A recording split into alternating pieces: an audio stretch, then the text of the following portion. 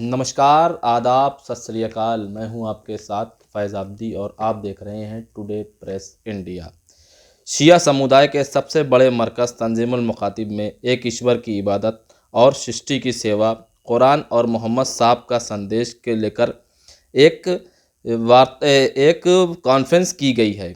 इसी पर बात करने के लिए हमारे साथ मुस्लिम स्कॉलर शौकत भारती साहब मौजूद है। आइए इनसे बात करते हैं कि ये क्यों की गई और क्या उद्देश्य रहा इसकी। तो शौकत साहब ये बताइए कि जो ये कॉन्फ्रेंस की गई इसका क्या उद्देश्य था और किस लिए की गई है।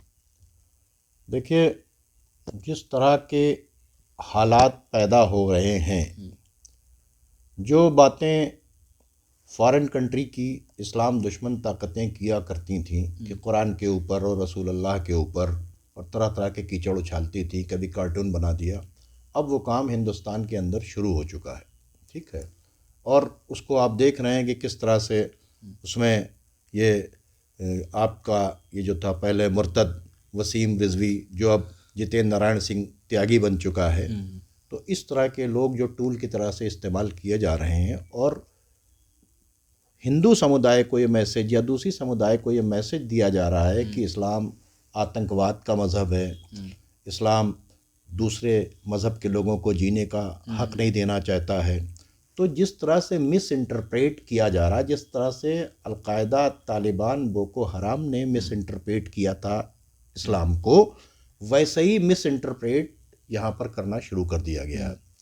तो अब इस्लाम के सही पैगाम को देना ये बहुत बड़ी ज़रूरत थी। और अल्लाह का शुक्र है कि शिया कम्युनिटी के सबसे बड़े इदारे ने, जिसके 18 स्टेट के अंदर जिसकी ब्रांचेस हैं, उसने ये अमली तौर के ऊपर 3 दिवसीय जो कॉन्फ्रेंस की है ये करके दिखाया। और अपने साथ में इन्होंने यानी अहले सुन्नत के लोगों को ही सिर्फ नहीं जोड़ा, बल्कि हिंदू धर्म के, जैन धर्म के, क्रिश्चियनिटी से ताल्लुक़ रखने वाले और सरदारों को भी, हमारे सरदार भाइयों को बताया कि इस्लाम पीसफुल को एग्जिस्टेंस का मैसेज देता है। ये इन्होंने सिर्फ कहा नहीं, अपने यहाँ बुला कर बताया कि अगर इस्लाम का ये मैसेज नहीं होता तो इतनी बड़ी संस्था जो इस्लाम का प्रचार प्रसार कर रही है, कुरान और मोहम्मद साहब का प्रचार प्रसार कर रही है, वो सबको न बुलाती। उसका बुलाना ही इस बात का सबूत है कि इस्लाम पीसफुल को एग्जिस्टेंस की बात की। तो बहुत अच्छा काम किया और इस कॉन्फ्रेंस को आगे होना चाहिए।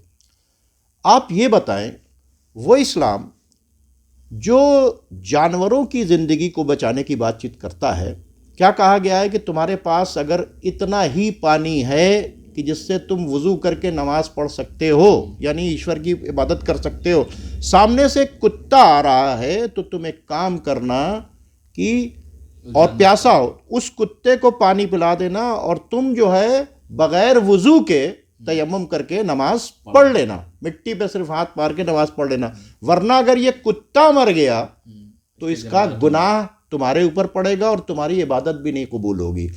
जो इस्लाम जानवरों के जान की हिफाजत करता हो, जिस इस्लाम ने ये मैसेज दिया हज़रत अली ने लेटर नंबर 53 में कि अगर टैक्स लेने के लिए जा रहे हो तो वहाँ देख लेना कि जिनसे टैक्स वसूलने के लिए जा रहे हो वहाँ लाल रसीद ना काट देना, वहाँ देखना कि उनके पास खाने पीने का और 1 साल के गल्ले का ओढ़ने बिछाने का इंतज़ाम है, बीच का नहीं तो उसको दे के आना, टैक्स मत लेना। यानी सारे इंसानों से कहा है कि उनसे किसी से टैक्स मत लेना, सबको क्या करना, बल्कि उनको 1 साल के गल्ले का और खाने पीने का इंतजाम और बीज का दे के आना, ताकि वो आराम से खेती करके तुम्हें फिर अगले साल टैक्स दे सकें। और उसमें कहा टैक्स में अगर तुम्हें जानवर दे और उसके साथ ऊँटनी हो और ऊँटनी का बच्चा हो, तो ऊँटनी के बच्चे का इतना दूध न दू लेना कि ऊँटनी का इतना दूध न दूध लेना कि उसका बच्चा भूखा रहे। तो जो एनिमल राइट्स की बातचीत कर रहा हो, जो जानवर के बच्चे की जान बचाने की बात कर रहा हो, जो जानवर की बातचीत बताने की बातचीत कर रहा हो, उस इस्लाम पर इस तरह के इल्ज़ामात लग रहे हैं।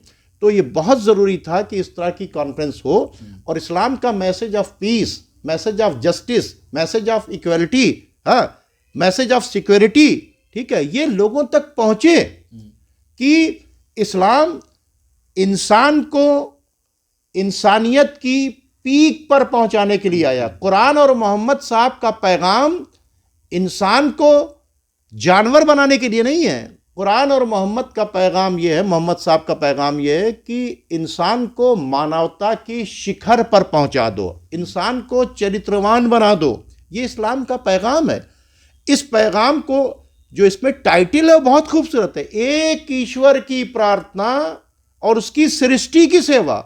इसके मतलब कि हमको सिर्फ इंसान की सेवा नहीं करना है, हमें एयर को भी पॉल्यूट नहीं करना है, हमको जो है जानवरों के साथ भी गलत बर्ताव नहीं करना है, हमको जो है पेड़ पौधों का ख्याल रखना है। इस्लाम ने कहा है कि अगर एक पेड़ और पौधा कोई लगाए और जब तक वो पेड़ पौधा जिंदा रहेगा उससे लोग उसकी हवा में कोई सांस लेगा, उसकी छांव में कोई बैठेगा, उसकी लकड़ी का इस्तेमाल करेगा, यहाँ तक उसकी लकड़ी को जलाने के बाद जो उसकी राख निकलेगी उससे बर्तन साफ करेगा तो तुम्हें सवाब मिलेगा। तो इसके मतलब कि प्लांटेशन की भी बातचीत कर रहा है। तो संपूर्ण सृष्टि की सेवा का जो संदेश है इस्लाम को, वो जन जन तक पहुंचना चाहिए। और उस जन जन तक पहुंचाने के लिए जो पहल की है तंजीमुल मकातिब ने, ये बहुत अच्छी पहल की है, काबिल तारीफ है। इससे वो मिसकंसेप्शन जो लोग फैला रहे हैं इस्लाम के ऊपर कि इस्लाम जान लेने की बातचीत करता है, इस्लाम अपने अलावा दूसरे को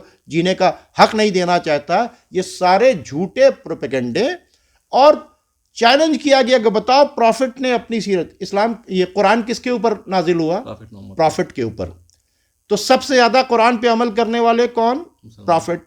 सबसे ज्यादा अमल करने वाले प्रॉफिट। मुसलमान कहां? सबसे ज्यादा मुसलमान अगर आज अमल कर रहा होता तो यह दिन ना होता।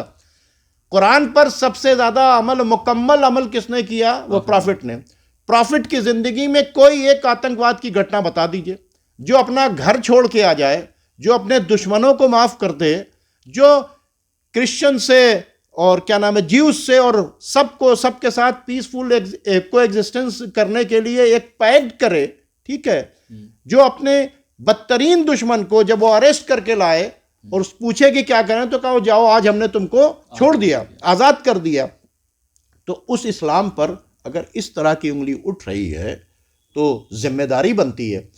सबसे बड़ी बात यह है कि इस वक्त मैं आपके चैनल से एक मैसेज देना चाहता हूं, सिर्फ तंजीमुल मकातिब को ही नहीं, तमाम उन लोगों को जो किसी मस्जिद में इमामत कर रहे हैं या कोई मदरसा चला रहे हैं, कि इस्लाम के इंसानियत के पैगाम को, पीसफुल कोएग्जिस्टेंस पैगाम को लोगों तक पहुंचाएं।